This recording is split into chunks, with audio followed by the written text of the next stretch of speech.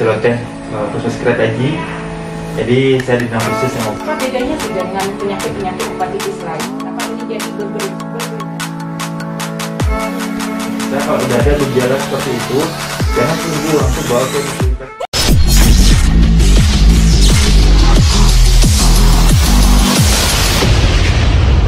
Assalamualaikum warahmatullahi wabarakatuh. Selamat datang di podcast Ciloteh Sehati. Sehat itu berat loh.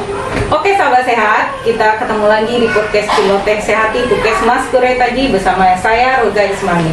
Kali ini kita kedatangan tamu spesial, yaitu seorang dokter penyakit dalam di RSUD Pariaman, yaitu Dokter Dayat. Selamat pagi Pak Dok. Oke, selamat pagi Bu Roza. Bapak dokter kita tamu khusus kita kali ini yaitu Bapak Dokter Suryadi Sam SPPD Finasim. Tanggal lahir yaitu Bukit Tinggi, tanggal 9 bulan 9 1981, internis di RSUD Pariaman. Bapak ini adalah Ketua ID Kota Pariaman tahun 2017 sampai sekarang. Kemudian Tim Kendali Mutu Kendali Biaya BPJS Cabang Padang 2017 sampai sekarang. Kemudian pengurus PAPDI Sumbar 2018 sampai sekarang. Oke Dok, kita baru-baru ini kan mendengar kabar yang begitu heboh ya Dok, mengenai adanya kasus hepatitis akut yang sudah dinyatakan KLB oleh WHO, yang pertama kali muncul yaitu di negara Inggris. Kemudian ini dinyatakan KLB karena kasus ini begitu cepat perkembangannya. Kemudian kita juga tahu bahwa di Indonesia sudah ada terjadi 3 kematian. Yang kami sedikit ingin ulas Dok, ingin tahu-tahu ini kenapa sih sebenarnya apa sih penyakit ini sehingga dinyatakan ini adalah kejadian luar biasa. Kenapa begitu viralnya, hebohnya, dan sebenarnya apa pengaruhnya dan apa bedanya sih dengan penyakit-penyakit hepatitis lain? Kenapa ini jadi berbeda? Karena kan kita tahu penyakit hepatitis ini sebenarnya sudah ada sejak dulu. Kenapa sekarang ini dinyatakan akut, misterius, dan langsung jadi kejadian luar biasa? Silakan Dok, makasih Dok. Terima kasih Bu Roza. Selamat pagi sahabat celoteh khusus kereta haji. Jadi saya di bidang khusus sama Bu Roza ini undang yang tertunda namanya. Iya. Udah berapa kali diundang ya Bu ya? Ya, kita sama-sama paham ya. Ya, kita kali ini bisa menghadiri undangan Bu Roza ini dan langsung kita ketemu dengan kasus hepatitis akut misterius ya. Jadi setelah kita didera sama COVID, tahu-tahu sekarang ada virus baru lagi. Belum hilang trauma kita menghadapi COVID. Nah, sekarang kita mau menghadapi hepatitis akut lagi, dan yang lebih bahayanya karena virus hepatitis akut ini banyak menyerang anak gitu. Kalau orang dewasa kita masih ini ya. Nah, kalau anak rasanya gimana? Apalagi kalau yang terkena anak kita seperti itu. Baik Bu Roza, tadi udah diulas sedikit ya. Jadi benar hepatitis akut misterius ini pertama kali dilaporkan di London ya, di Inggris. Kemudian cepat menjalar, awalnya itu di 12 negara di Eropa ya. Kemudian sekarang ini update-nya ada 20 negara di dunia. Dan kasusnya sudah dilaporkan lebih dari sekitar 700 kasus sih. Dan sejak sejak tanggal 21 April kemarin WHO menyatakan kalau hepatitis akut misterius ini sebagai kejadian luar biasa ya, outbreak ya. Nah, jadi belum pandemik ya, belum. Ya, beda sama COVID. Kalau COVID dia itu udah pandemik ya. Kalau COVID itu semua dunia mengalami, kalau ini baru beberapa dunia. Dan di Indonesia sendiri pada waktu pertama kali dilaporkan kalau tidak salah tanggal 22 April, sehari setelah WHO menyatakan kalau kasus ini KLB, langsung dilaporkan di Jakarta. Dan waktu dilaporkan saat itu ditemukan ada 3 kasus probable ya, jadi kasus mungkin ya, di mana di Rumah Sakit Cipto Mangunkusumo ada 3 orang pasien meninggal dengan gejala-gejala mirip dengan kasus hepatitis akut misterius ini. Kenapa dia misterius? Karena sebagaimana yang kita ketahui, hepatitis akut itu sampai saat ini baru diketahui 5 jenis ya, hepatitis A, B, C, D, dan E. Nah, yang hepatitis akut misterius ini nggak masuk ke tadi, ke A, B, C, dan E. Setelah tidak termasuk ke dalam virus dari hepatitis A sampai E ya? A sampai E tadi, makanya disebut hepatitis akut misterius.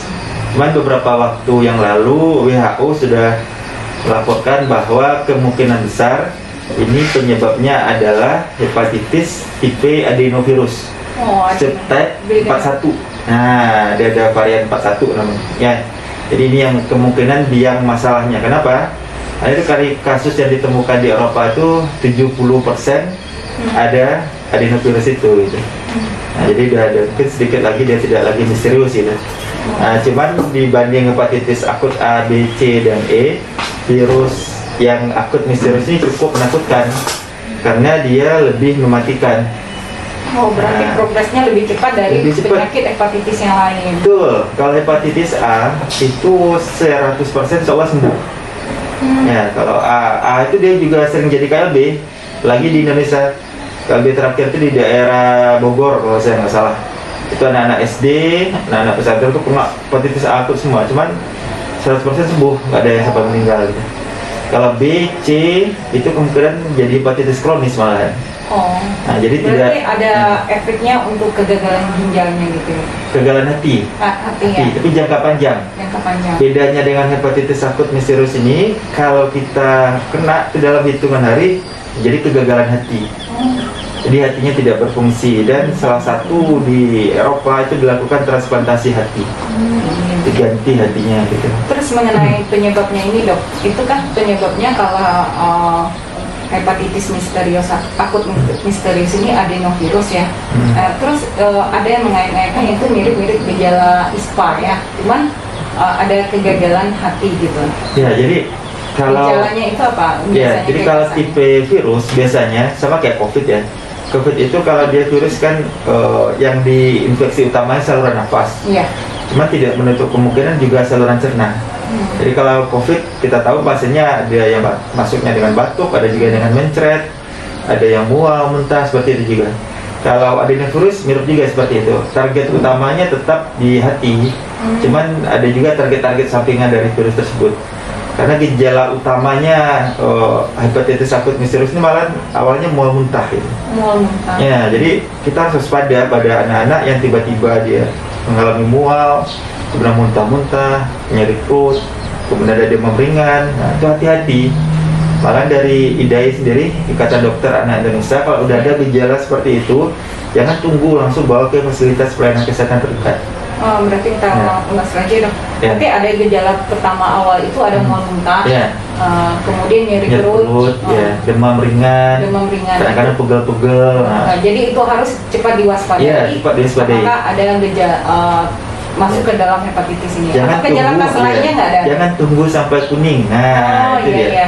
Biasanya orang kan menganggap kalau hepatitis kuning dulu gitu kan, enggak ya? Kalau hepatitis akut misterius itu gejalanya tadi cepat, progresinya tadi cepat ya.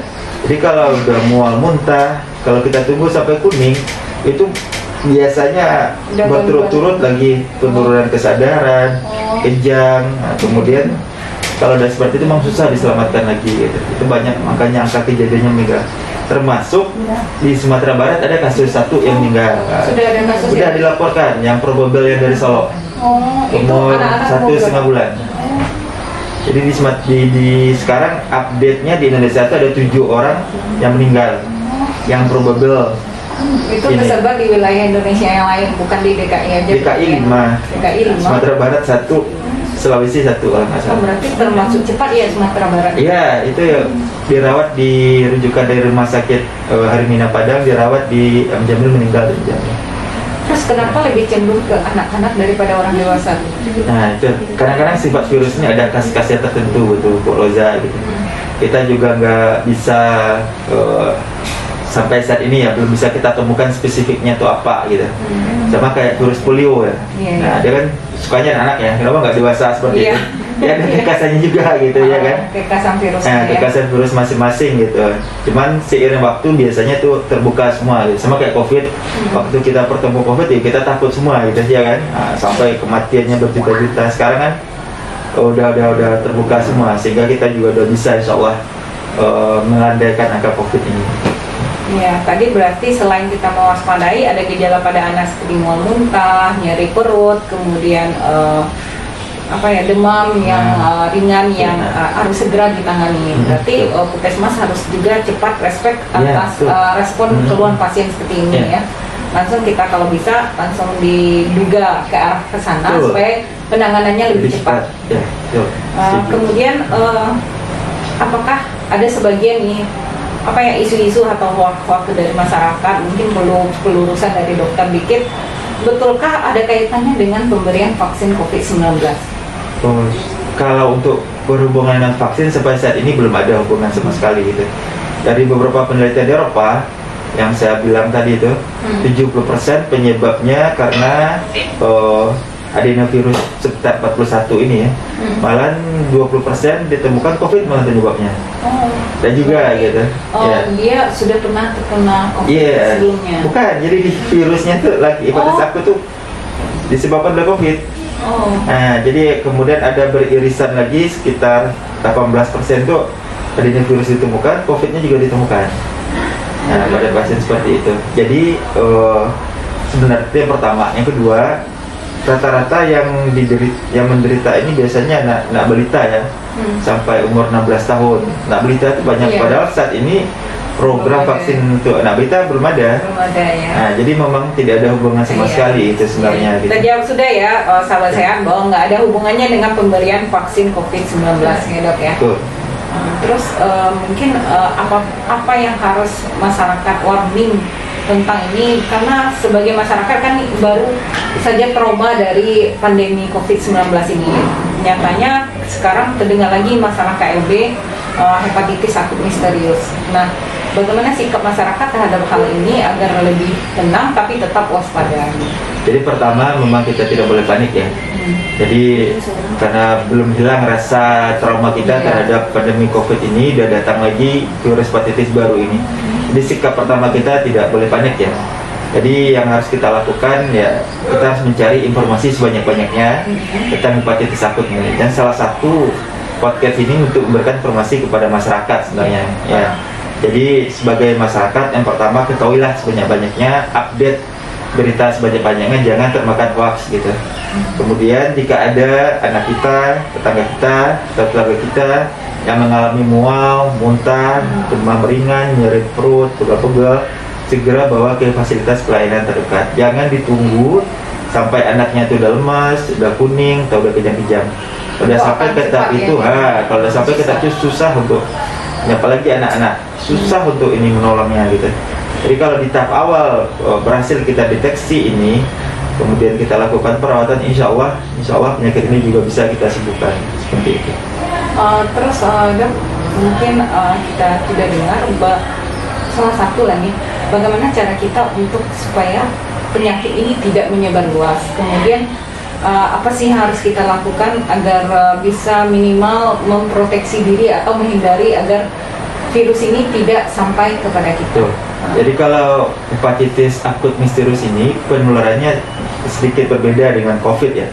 Kalau COVID melalui saluran nafas, hepatitis akut ini menular melalui makanan. Makanan. Ya, jadi hepatitis ini terdapat di makanan yang dimakan gitu. Jadi yang pertama harus kita lakukan ya, kita harus cuci tangan. Ya, tetap ya cuci tangan dengan protokol kesehatan yang harus kita lakukan. Kedua, usahakan memakan makanan yang higienis ya, yang bersih gitu. Kalau bisa yang kita buat sendiri gitu. Jadi kita tahu bagaimana kebersihannya sendiri gitu. Terutama anak-anak sekolah, itu yang nggak susah gitu. Nah, mungkin dari rumah bisa bawa bekal makanan ya, mengurangi makanan yang dari luar seperti itu, dan taat kepada protokol kesehatan. Dan selama pandemi COVID ini kita kan udah belajar nih. Iya, sudah belajar yang cukup pahit mungkin tentang protokol kesehatan. Cuci tangan aja diajarkan. Cuci tangan, betul. Dan itu yang harus kita terus praktekkan. Nah, mungkin sampai seumur hidup kita. Jangan sampai lupa ya. Nah, jangan sampai lupa. Insya Allah dengan itu bisa kita terlindungi gitu. Insya Allah itu menurut saya. Jadi intinya sahabat sehat, jangan sampai kita terlena karena pandemi sudah berakhir terus kita melupakan apa yang telah kita perbuat dulunya. Jadi sebenarnya protokol kesehatan itu bukan hanya mencegah penyakit COVID-19, tapi juga bisa mencegah penyakit-penyakit yang disebabkan oleh virus berbahaya lainnya. Ya, sahabat sehat, mungkin sedikit ulasan dari situ. Semoga apa yang kita bicarakan kali ini bersama Dr. Dayat ada bermanfaat, dan tolong gali informasi, jangan menyebarkan informasi yang salah kepada masyarakat sehingga menimbulkan kepanikan.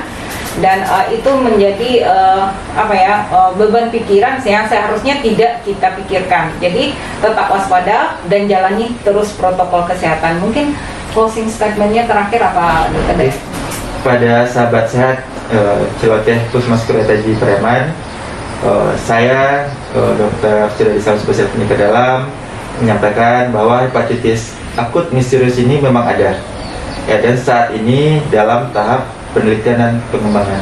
Cuman kita sebagai masyarakat jangan panik, jangan mudah termakan hoak.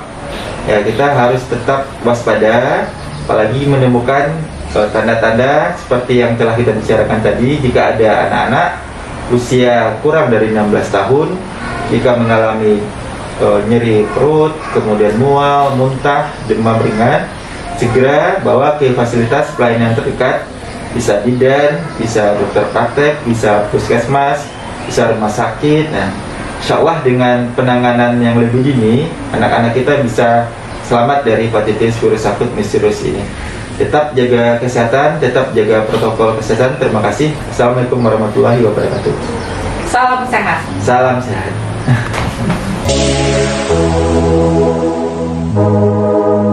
Halo, assalamualaikum. Salam sehat dari kami, Puskesmas Kuretaji.